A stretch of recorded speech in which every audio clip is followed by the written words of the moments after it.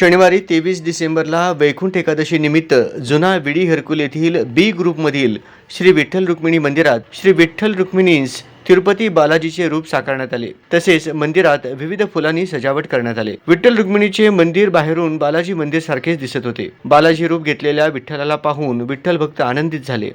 सकाळपासूनच भक्तांची मोठ्या संख्येने उपस्थिती होती। वैकुंठ एकादशी निमित्त मंदिरात हरिभक्त परायण श्री राकेश महाराज यांचे प्रवचन संपन्न झाले।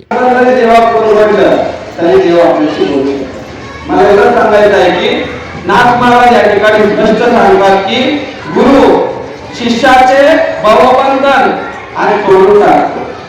बंधनातून मोकळं करणारे गुण आहेत तर ते गुरु आहेत, ते सद्गुरू आहेत। म्हणून देवाची अपेक्षा करण्यापेक्षा गुरुकडे अपेक्षा करावी।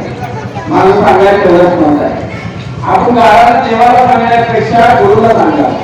गुरुला आपल्या गाळाला सांगावं, मला उद्धार कर, मला या संसारातून मोकळं कर असं गाळाला सांगावं। नंतर गुरुकडे जाऊन मला मुलाचं लग्न कर असं कधी म्हणायचं। मी म्हटलं म्हणून गुरुकडे जायचं। गुरुकडे संसाराच्या विषयी जर तुम्ही आचरणा केली तर त्याला